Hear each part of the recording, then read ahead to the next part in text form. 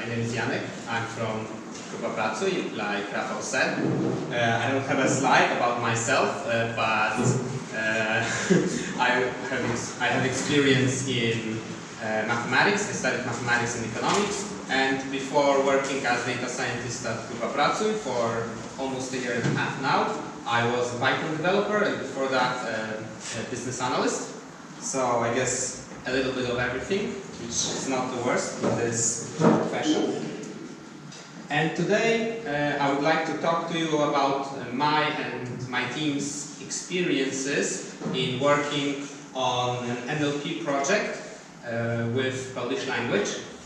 And yeah, so we will consider a multilabel task in which to fix attention, let's say we have a bunch of job offers and we want to tag them with some tags like specialist or maybe some requirements, stuff that will be useful later on for recommendation and for the search engine. And yeah, before I actually start, there's a few disclaimers. So I hate PowerPoint presentations, so this one might not be the most polished that you ever see. And second of all, it's not really technical in the sense that there will not be a lot of mathematics, but as I wrote in my abstract, I will not be describing the famous king and queen word to vec model and stuff like that. This is to be assumed. Okay, so first of all, why Polish language needs special treatment? There's lots of literature on NLP in general, usually dealing with the English language. Why Polish has to be different? Well, the main problem is inflection. Polish is an inflexive language, which means that there's lots of different words for different versions of the same words. This one I actually made myself, so please excuse me if there are any errors. But as you can see, even for a simple word like old, you can have multiple versions of this word. And this is a problem. Why is it a problem? Well, a traditional approach to NLP for a long time has been that you take all the words that were in the text. For example, in our case, it would be all the words from the job offer, and then you construct a data frame. And the way you construct the data frame is that for each job offer over here, you take all the possible words and you say whether or not the word was present in the particular text. So, for example, in the first job offer, we heard the word stary, but not starego. Perhaps in some other, we have stary and starego, but not some other ones. Okay? This is called a bag of words model. It's a classical approach. And with Polish language, it is very difficult to actually implement. And it is difficult because due to the fact that we have so many versions of the same word, the matrix becomes huge and quite sparse. So if you have 1 million job offers and you have, let's say, 100,000 possible words, then quickly you can run out of memory. And the second problem is that each particular version of the word, so for example, maybe stary you might have quite a few instances in your corpus, but maybe starego you will have only just a few examples, right? And for a machine learning model, we usually need a lot of examples to actually learn something. So by spreading out a single word into many, we actually lose some of our potential for the model to learn. There is recently a different way to represent our text corpus for machine learning. It's called word embedding, in which we try to have a single space for all words where we embed each word so that similar words end up in similar places. So for example, here after such an embedding operation, we can see that capitals and countries are separated, which means that they were actually existing in different contexts in the corpus. Like I said, I won't be discussing word2vec in detail, but I actually provided you with a source so that you can read the NIPS paper yourself. So this actually, if you remember, we had two problems, right? That the matrix was huge and it was sparse. This one does deal with the matrix being a huge problem, right? Because maybe we will have here Polska, here Polski, right? We can put them all there and we won't have so many dimensions. But there is still the second problem, is that we will have so few instances of each version of Polski that we might have difficulty to actually learn that they are similar words. So what can we do? Well, if my data is in Polish, we actually, at our team, we applied for our project, which was the tagging project, we applied 3 different approaches. The first one is an end-to-end solution from Facebook. So what Facebook did was they created a program that basically does all this stuff for you. You don't have to, you just put your corpus in the format that they ask you to, you install the program, you specify the labels, and it runs very quickly and it gives you the results. The second approach is, okay, so as you remember, we had the problem that perhaps we didn't have such a huge corpus to learn all the word embeddings, but perhaps someone else did.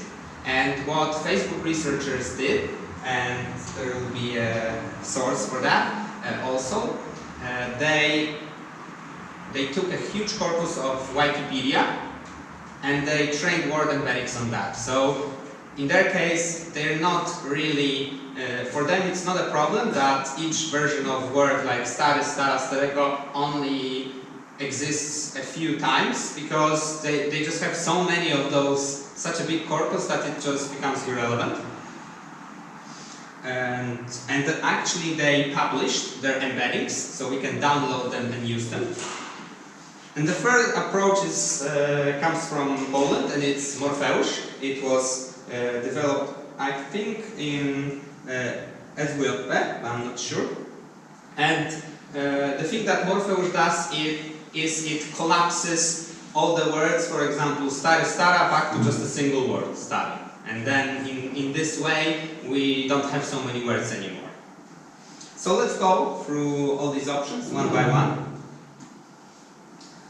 So StarSpace, as written by the authors on their GitHub page, is a general purpose neural embedding model that can solve a wide variety of problems.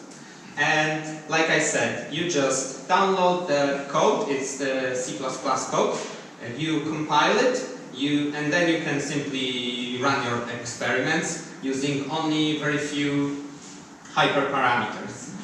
And the pros of this approach is that first, it's very easy to use.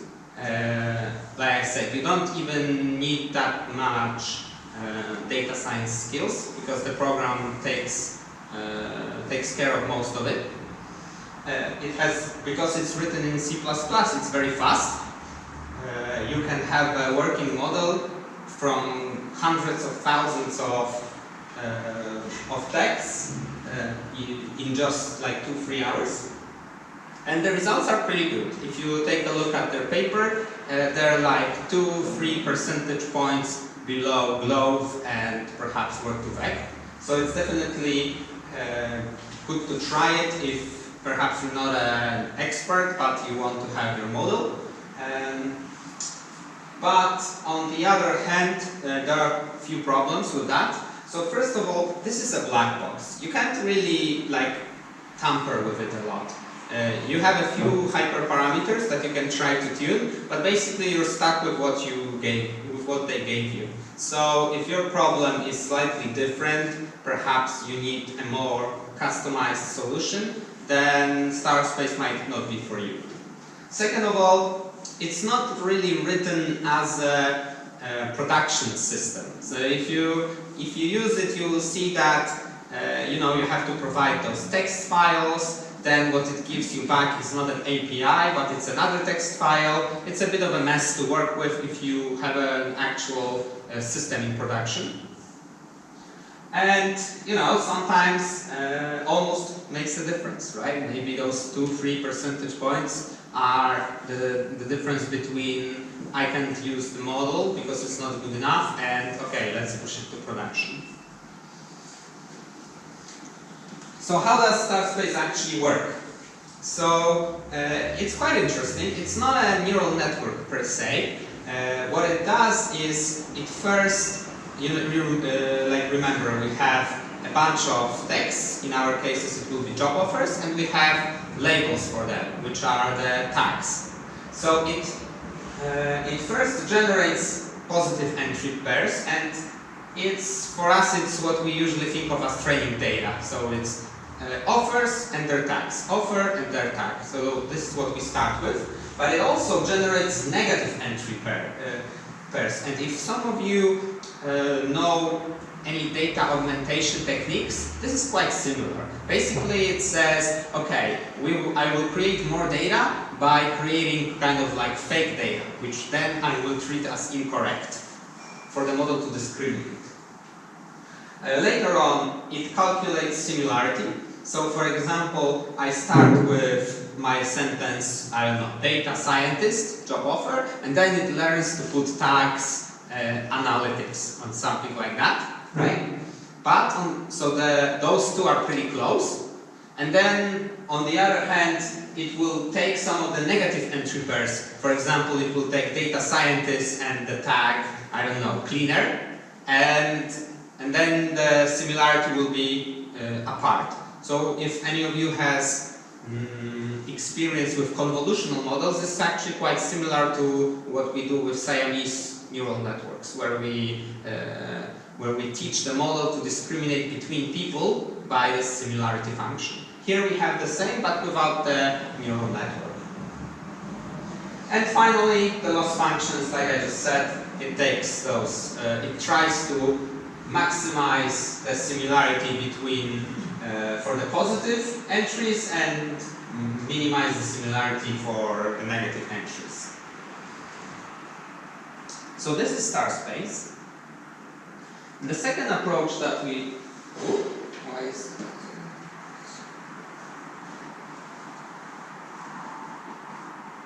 okay. The second approach is the fast text word embeddings. So, like I said, Facebook was kind enough to go through the whole Polish Wikipedia, not only Polish, it's actually provided for many languages, and they published the embeddings. I can actually show you how the embeddings look like. This. So it's a word, for example, roku or a line, and then 300 numbers. So these are the embeddings in the workspace, and the whole dictionary has like almost over 1 million words, and it has 300 dimensions, the space. So that's what they give you. It weighs a few gigabytes. And how you can use it is that you take this,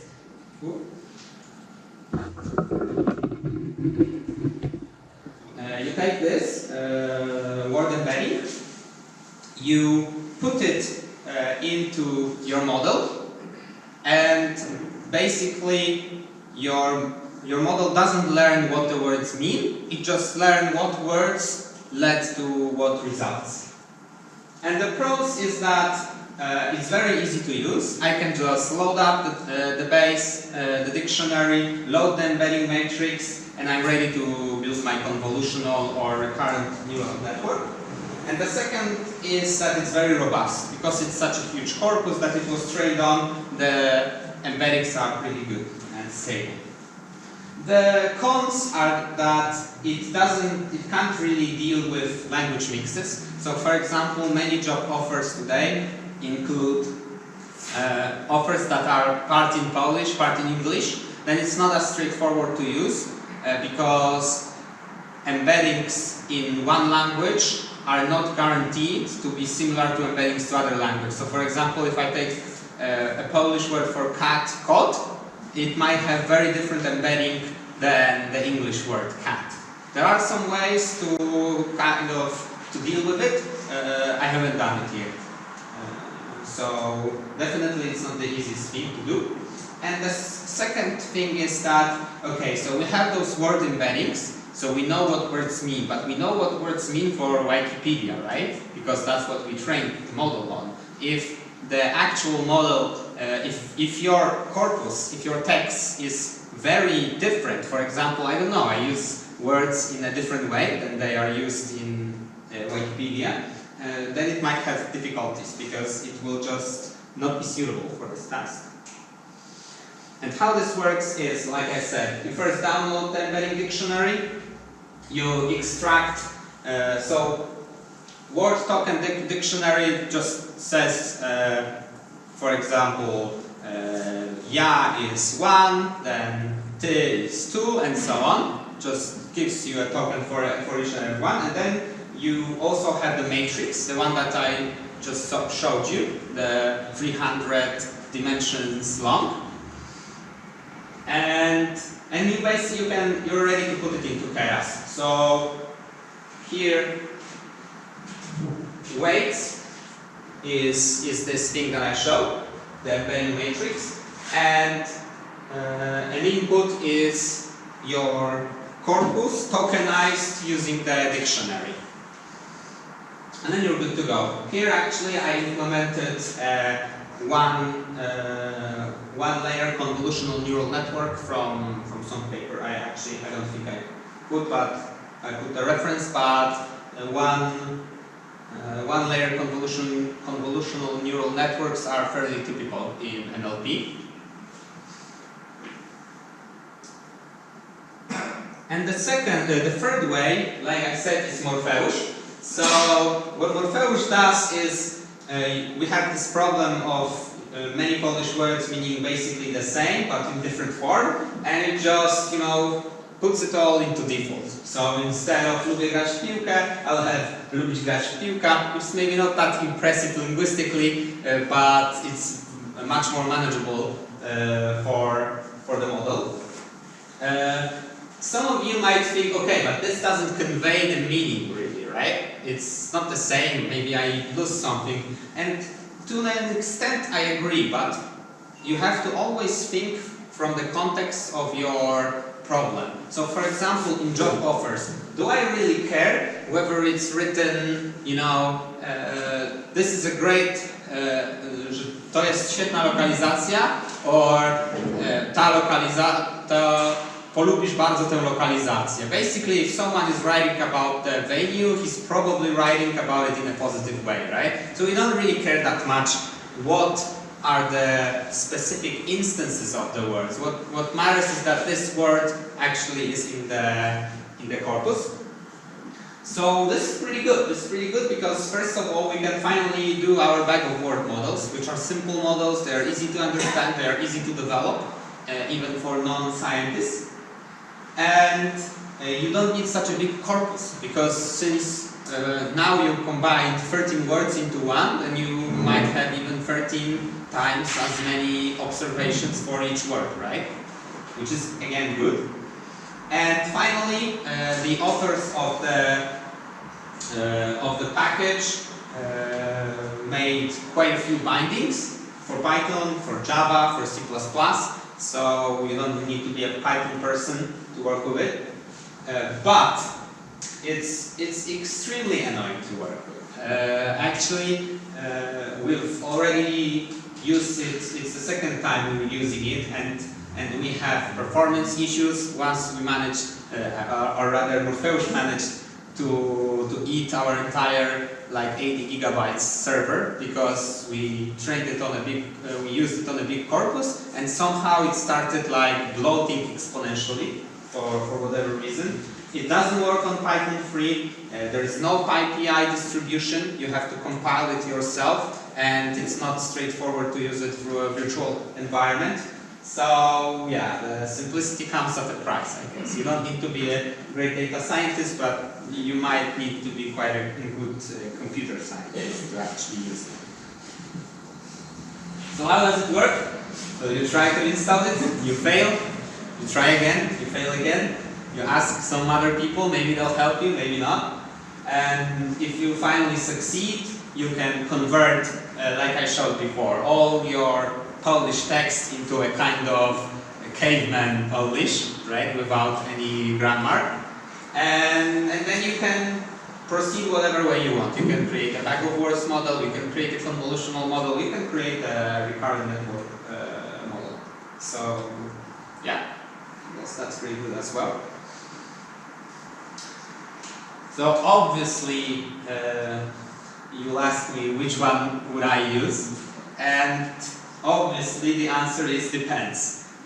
All these models have all these ways to pre-process text have their strengths and weaknesses. So StartSpace is very good at standard problems where you want a fast solution. Perhaps you don't care that much about gaining 1-2 percentage points of accuracy. Maybe you have mixed languages. Actually, in our case, from 500,000 job offers that we analyzed, we had 400,000 in Polish, 100,000 in English, and it did just as well, almost just as well with both of these.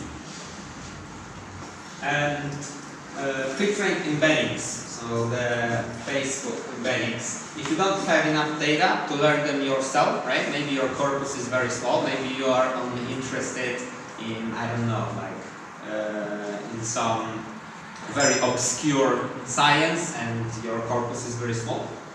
Then you just download this and you hope for the best.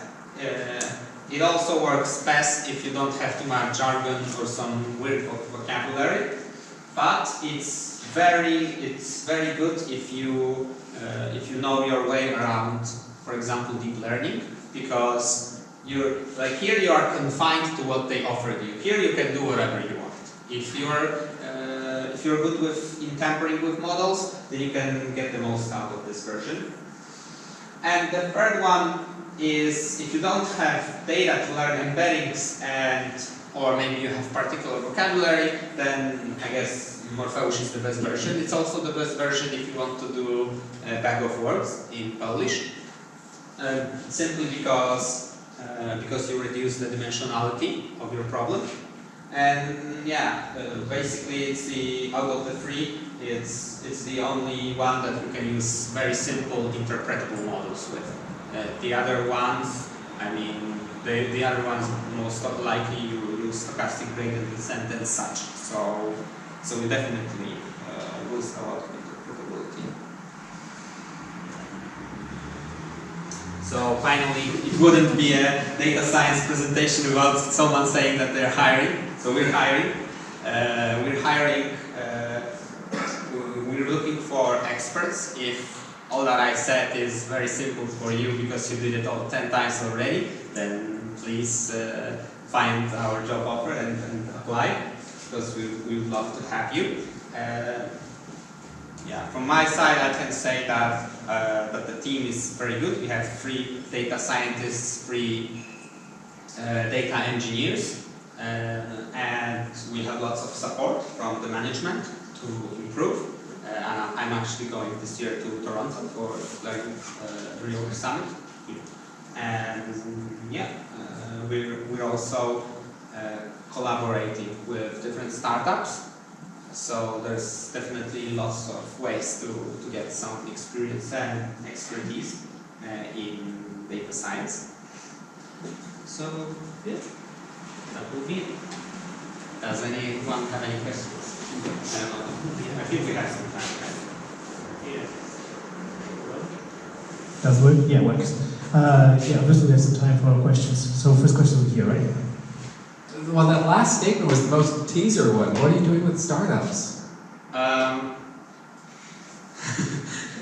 Well, data science is a very young branch at our company. So we have had big data team for about, I think, 5 years now, but data science for only 2 years. So it's mostly about us wanting to get an outsider view.